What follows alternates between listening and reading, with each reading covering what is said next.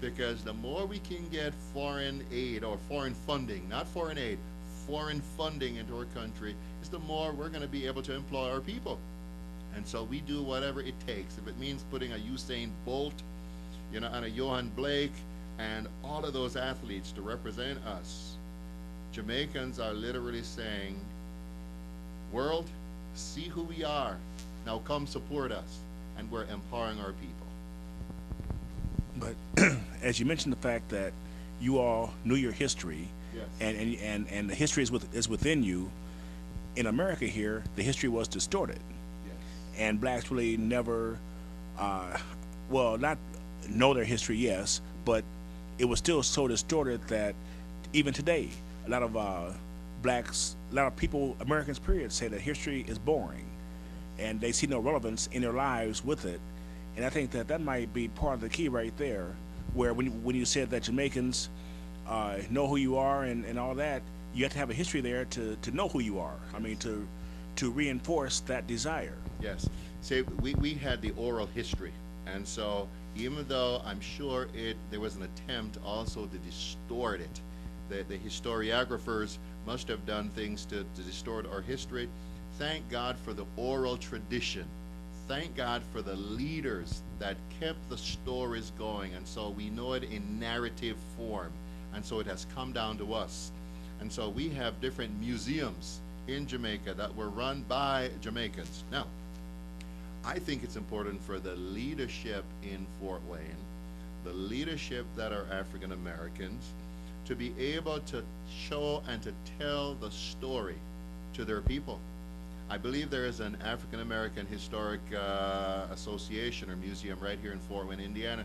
That ought to be something that represents us as a people, as a collective people. I know there's some challenges right now in even maintaining or keeping that going, but I hope that as African Americans we can come together and keep a place like that going, so that the true history can be shared, and that the true history can be used to shape the minds of our people.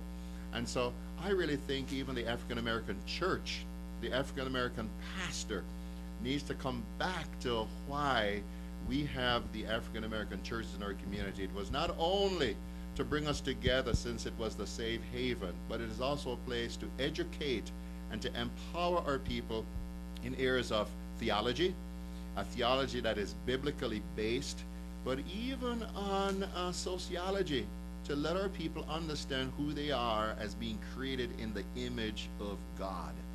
And so I think the African American church should play a significant role. I believe there are other African Americans from other religious faiths, not only the Christian faith, but the Muslim faith, whatever faith that we have in our community that is there to shape our culture. We need to call upon them, and then we need to educate our people from the smallest to the oldest. As we wind down here, you recently just returned from a national summit, from what I understand, with other rescue missions from around the nation. What did you learn there that you didn't already know when you went there? Yes, I'm a part of what is called, or I should say we, the Fort Wayne Rescue Mission, we're a part of the Association of Gospel Rescue Mission, and that's made up of about 280 rescue missions throughout our nation. And so I happen to be on the board of trustees. Here's one thing that I learned, Eric. When I went there, I realized that rescue missions, just like other parts of our community, are also going through changes. And so we're having a diverse group of people come to us for our service. And so rescue missions are now making adjustments in order to be inclusive. And so some rescue missions are places where folks are discriminated against. What I learned is that rescue missions exist primarily to provide, through the power of Jesus Christ, home for the homeless, food for the hungry, and hope for their future. But we should also empower them, and it doesn't matter what their background is, what their sexual orientation is, what it is they're struggling with. We ought to become places where anybody can come, and then we just love them and we empower them, and we encourage them to become better citizens in our community. So what I learned in Houston, Texas, was that Fort Wayne Rescue Mission, we need to be more inclusive. We need to be more supportive of what's happening in our community, and also to address the issues that people are struggling with, the real issues, and not just preach to them, but we should also empower them. Thank you very much. Thank you, Eric, and I trust that your audience will appreciate a little bit about who I am and what we're trying to do, and we invite people to come on down and come see what we're doing at the Fort Wayne Rescue Mission.